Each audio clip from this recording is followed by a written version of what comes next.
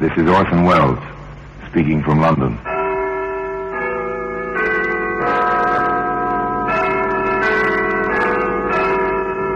The Black Museum, a repository of death. Here in the grim stone structure on the Thames, which houses Scotland Yard, is a warehouse of homicide, where everyday objects, a piece of wire, a chemist's flask, a silver shilling, all are touched by murder.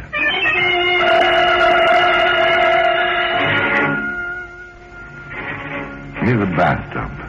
That's a familiar object. This is an old-fashioned one, a ball and claw-footed bathtub without plumbing connections. It's the kind our fathers and mothers knew about. Into this they poured the Saturday night water by hand. Some liked it cool. Others liked it hot. There we are, dear. That hot enough? If you think so, darling. Oh, you're the sweetest. I wonder how I had the luck to marry you. Part of my job, dear, taking care of you. And one day soon, we shall have a tub with taps. One of the new ones. You'll see. Well, today the bathtub can be found in the Black Museum.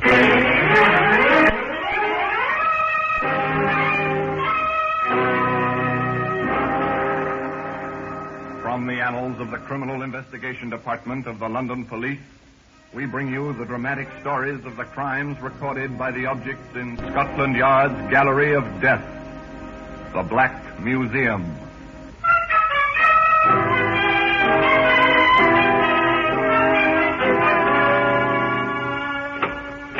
Here we are. Here we are in the Black Museum. Scotland Yard's mausoleum of murder. Here lies death. Like the ordered rows of markers in a military cemetery, the white cards of the black printing line the silent shelves, the cabinets, the crowded floor, each card identifying a means to murder. A lovely wine glass here, beautiful ringing crystal. Yet in that sound was terror. In this glass was poison and horrible writhing death. Now, here we are. Here's the bathtub. So innocent, even comical. Basis for 1,000 jokes. Foundation for laughter, circa 1910.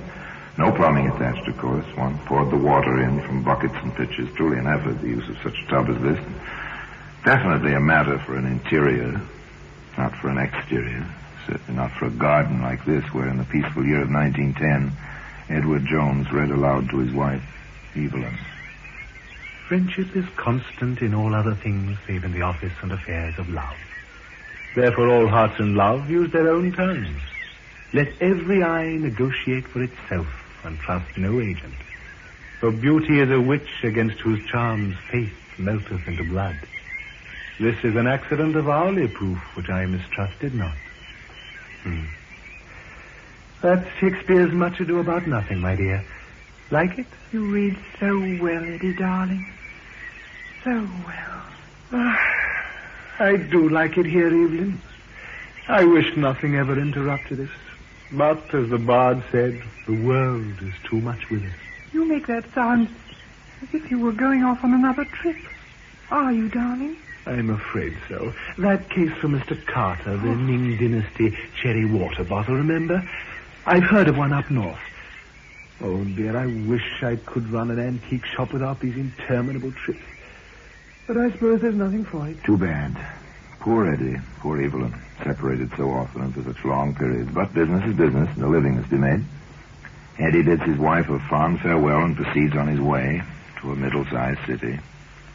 There he walks the streets, enjoying the sunshine and the crowd, when suddenly... Ed! Oh, Ed, darling. Oh, at last, after all these months. Oh, Ed. Wait, what? Anne, oh, my darling. Oh, Eddie. Oh, it's been so long and no word. I thought you might be dead. Of course not, darling, like the bad penny. Why, I was hoping against hope I'd find you any minute. I went back to our place, but you're gone. A new landlady, no information. Oh, but what happened, darling?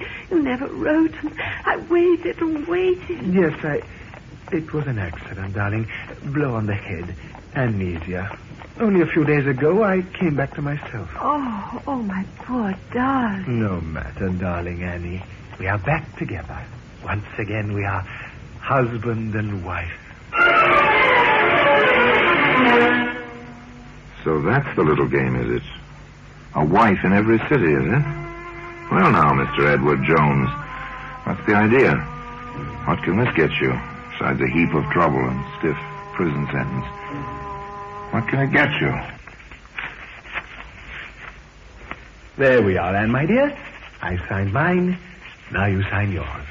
You see? Ladies are first, except in getting off trolley cars or signing wills. Oh, Eddie, you are sweet. There we are. Now, if heaven forbid anything happens to you, all you have is mine, and vice versa, if anything should happen to me. Heaven forbid, Anne, my dear. Well, apparently it can get you plenty.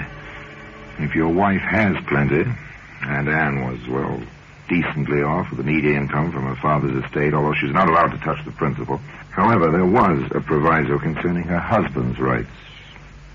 If and when.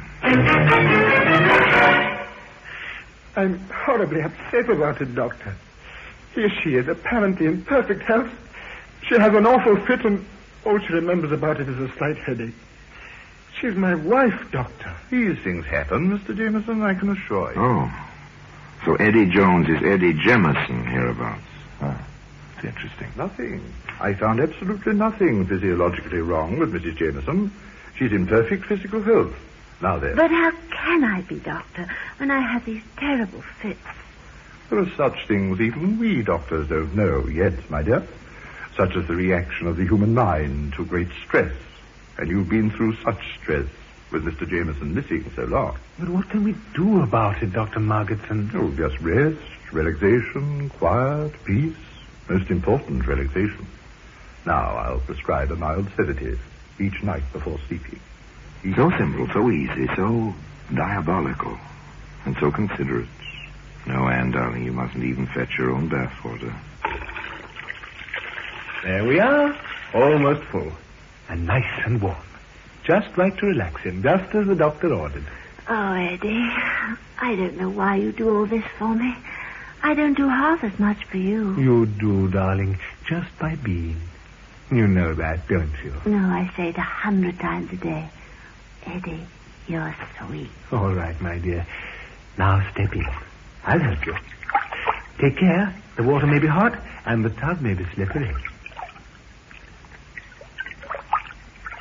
There we are, dear. Is that hot enough? If you think so, darling. Oh, you're the sweetest. Oh, I wonder how I had the luck to marry you. Part of my job, dear. Taking care of you. And one day soon we shall have a tub with taps. One of the new ones. You'll see. Ready to sit down, darling?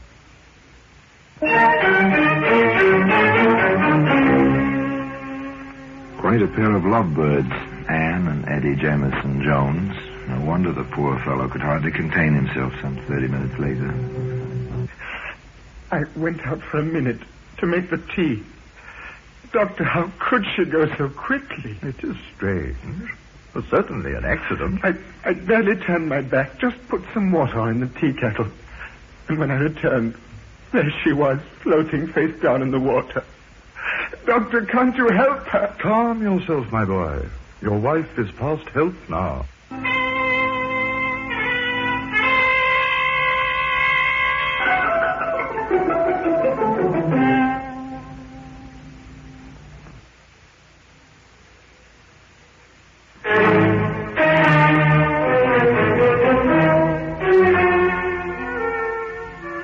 Tragedy, such tears, and a will by which Eddie came into something over 800 pounds. In 1910, that was a fair amount of money. Enough for a man to live on with his wife for quite some time, while he read Shakespeare aloud in a quiet garden. Shall I compare thee to a summer's day? Thou art more lovely and more temperate. Rough winds do shake the darling buds of May, and summer's lease hath all too short a date. Evelyn, how you stand for me. All my absences, I hardly know. I suppose I love you, dear. You are nice. And you're a good provider. So until you come back, I'm always content to wait. Go on. Read some more, darling. Yes. Yes, of course. Nor shall death brag thou wanderest in his shade, when in eternal lines to time thou growest. So long as men can breathe or eyes can see, so long as... Nor shall death brag, the young man read aloud, but where were his thoughts? On his next trip? On the story he would invent? And which story? To which woman? His ever-faithful Evelyn, or young Libby, whom he took to wife some 2 months later? So this is the bride, Mr. Jameson. This is Mrs. Jameson. Isn't she lovely? Oh, Eddie, stop it. We're only married a few hours, and you're embarrassing me already. My deepest apologies, darling. Are our quarters ready? Oh, they certainly are. I'll have my boy help you with the bags. It's not every night we have a bride and groom in this house, you know. No, not every night. This promised to be eventful indeed, particularly if you knew Eddie Jameson Jones. Oh, Mrs. Grundy. Yes, Mr. Jameson? I hate to bother you, but could we have enough hot water for a warm bath? My wife hasn't been well. Some kind of spell. Almost a fit. Took her to a doctor yesterday. Oh, dear. And so young she is. Nothing serious. Just needs relaxation. That's what the doctor said. She insisted on going through with the wedding, even though I thought it might be better to postpone it. So a good warm bath. Nothing quite so relaxing, is there? I'll set the fire going right away. You have all... Oh, yes. Aria da capo. Repeat the theme. This time with a variation. And the variation was a bag of tomatoes.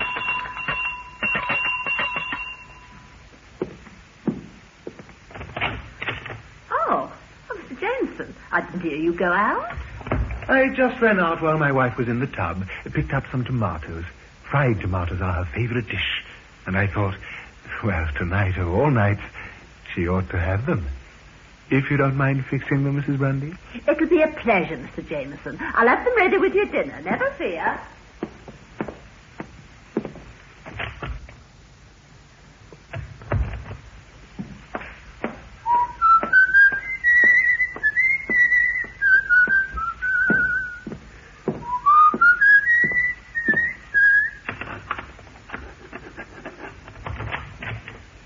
It's me, Libby, darling. I'm back. Libby! Libby, are you there?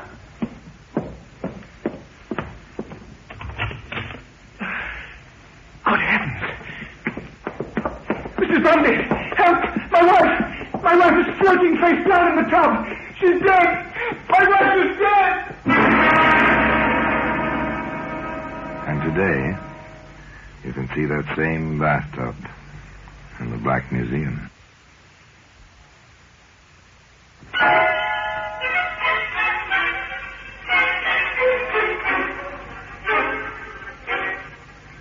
Yes, the girl was dead, floating in the bathtub, face down, just as Anne before her. And Eddie, he was stricken, heartbroken, as a bridegroom ought to be. My poor Libby. To die alone like that on her wedding night. So good, so sweet, so eager for life, and so in love with me. Even insured her life for me just before we married, as if she had a premonition almost. £750 insurance. It's a comfortable sum. Man and his wife can live in their garden quite decently with a sum like that for quite a few months in 1910. But it seems one can grow a trifle bored, even with a garden on Shakespeare. How do you feel now, dear? A slight headache, that's all. It'll go away. Evelyn, you've got to go back to the doctor or find a new doctor. A slight headache, that's how your fit started yesterday. No, he's not trying the same thing again. But he seems to be. Of course, he's had two quite successfully accidental deaths in his life so far. Perhaps a third, but that's not possible. Or is it? Almost ready, Evelyn? In a minute, dear. Better come while the water's hot. You know what the doctor said about relaxing? Hurry now, darling. It's steaming, but not too hot. All ready, dear? All right, dear. There's not that much hurry. Oh, dear. Who's that now? Wait for me, darling. I'll help you get in. The tub may be slippery. One day we'll have a modern tub with taps and hot and cold running water. You'll see. Now, don't try to get in without me. All right, dear. I'll wait for you.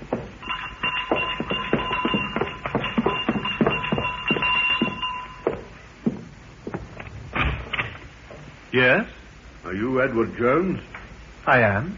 We're police officers from Scotland Yard. We have a warrant for your arrest. The charge is murder. I must warn you that anything you say will be taken down in writing and used in evidence. Please come quietly. No, Evelyn Jones never took that bath. She never had another fit, either. Although she sat in the courtroom for the entire trial. The trial of the Crown versus Edward Jones, also known as Edward Jemison.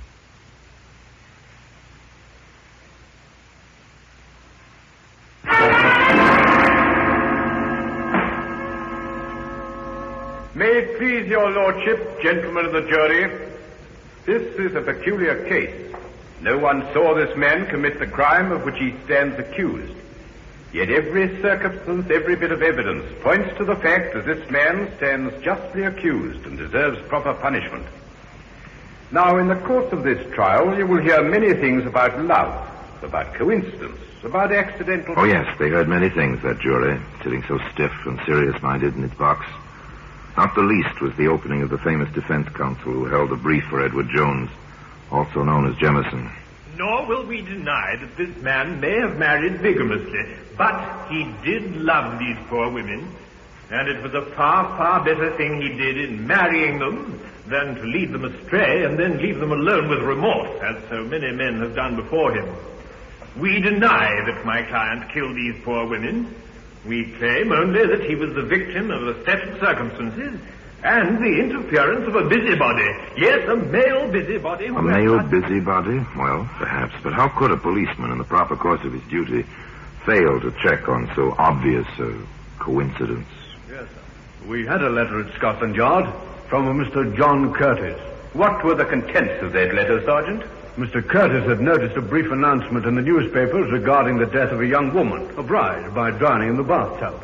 He wished to call our attention to a similar accident some time before. In both cases, the name was Jemison. You saw this letter yourself? I did. Is this the same letter? It is, sir. I offer this letter in evidence, your lordship, as Crown Exhibit A. It went on like that, slowly, carefully, plugging all the holes as they went along. The details of a routine police investigation which suddenly had become a little more than routine. Sergeant Mason, when you visited the scene of the first drowning, what did you learn? That the man known as Jemison had mentioned two wills. One by himself in favor of his wife, one by his wife in favor of himself. We checked the files of the probate court. The latter had been probated. We called on the lawyer involved. He had a copy of the other will. The man known as Jemison had no property to bequeath. The deceased had quite a bit. And when you visited the scene of the second drowning, Sergeant? We learned that the man known as Jemison had mentioned an insurance policy in his own favor. We inquired of all the insurance companies and found the records. He had received some £750 following the death of the young... The first point established. Motive. Money. Over 800 from Anne. 750 from Libby. Almost £2,000 in all. That's a substantial motive. The questioning of Sergeant Mason went on. Now, in the matter of tracing this man Jameson, what did you do? Just routine, sir. We checked the mailing address at the insurance company and found it to be the same as the house where the second woman had died. There, we discovered a forwarding address, a postal box. We covered that box. I watched it myself, sir. And when this man known as Jemison came to open it, I followed him. He went first to an antique shop, then to his home. Having located him, I made some quiet inquiries and learned that he was known as Edward Jones. Now, that evening, having communicated with Inspector Wilson at the yard and having received a proper warrant, We placed him under arrest. Very good, Sergeant. Now then, when you called upon Edward Jones, what did you find? The woman who claimed to be his proper wife was waiting upstairs, sir, for him to help her into a hot bath. One further question, Sergeant. Is the man you arrested in this courtroom now? Yes, sir. He's the prisoner in the dock, sir. Thank you, Sergeant. Thank you very Oh, they'd been very thorough, all right. They had almost everything. They called Dr. Margetson, for instance. Dr. Margetson, when you first saw Anne Jameson, what was her complaint? That she'd been having fits and not remembering them. Did she tell you this herself? No, her husband did. He was quite insistent on it. Did you find any symptoms of illness, sir? I examined the woman very thoroughly. I found nothing. But that situation is not uncommon in certain types of epilepsy. Now then, Doctor, when you were called to the house on the evening of June the 3rd last, what did you find? The woman I had examined was floating face down in the warm bath and quite dead. The husband was extremely hysterical. I treated him for shock. Did you sign this death certificate? Yes, that's my signature. What is certified as the cause of death? Accidental drowning. We offer this certificate in evidence as Crown... They had the landlady who knew Libby Jemison, too. She testified, simply. Oh, yes, sir. He moaned about the insurance policy. Cried all night, he did. Bit by bit, piece by piece, motive, opportunity, proof of death by drowning, medical evidence. But one great piece of the puzzle remained, as the distinguished counsel for the defense asked. Where, my lad, is the proof that these two regrettable deaths were anything more than coincidental accidents? Where, my lad, is the witness who saw my client hold these poor women under the water, or administer sedatives which caused them to faint in the water, or in any way contribute directly to their miserable death? There was no witness. But there was a Scotland Yard inspector with a demonstrable theory. If it please your lordship, 3 bathtubs have been entered in evidence as Crown Exhibits C, D, and E. Inspector Maurice Wilson of Scotland Yard has a theory which he wishes to demonstrate as a witness, and he requires the assistance of an expert. My lord... The inspector took the stand, was sworn in. Then, to the amusement of the spectators, a young lady in bathing dress, testified to as an expert swimmer, was introduced into the proceedings. One of the tubs was filled with water, warm water. At this point, the prosecutor stated, For the assurance of the court, we have a doctor in attendance. Now then, Inspector, if you please, you may leave the witness box and proceed with your demonstration. Thank you, sir. It is our considered theory that the murders were committed as follows. You will remember that in each case, the prisoner reported he found his wife floating face down. It is reasonable to assume that had the women fainted while sitting or lying in the tubs, they would have been found floating face up. With this in mind, it occurred to us that with the prisoner's insistence on helping his wife into the tub, the procedure was something like this. May I, young lady? Of course, Inspector. Notice she is standing in the water. Now, prepare to sit down, please. Observe that she bends forward, grasps the side of the bathtub. I seize her ankles thus, and she falls forward on her face. Doctor, please, Inspector, get her out of that tub. The girl's unconscious. Get her out before her lungs fill and she drowns. Some hours later, the jury reported. We have reached a verdict, my lord. We find the prisoner guilty of willful and premeditated murder. Well, the same bathtub is where you'd expect to find it today. In the Black Museum.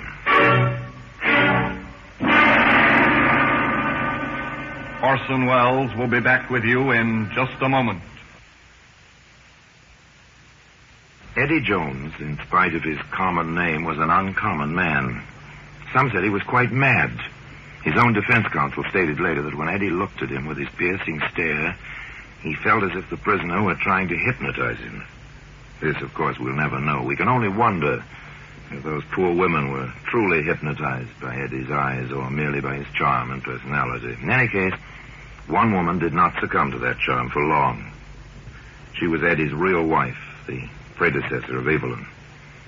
This woman was swindled by Eddie, but found him out and sent him to prison for 2 years. Eddie swore to kill her. She fled to Canada when Eddie left prison that time. But she came back to England and was in the courts the day Eddie Jones was sentenced to hang. And now, until we meet next time, till we meet in the same place and I tell you another story about the Black Museum, I remain as always, obediently yours.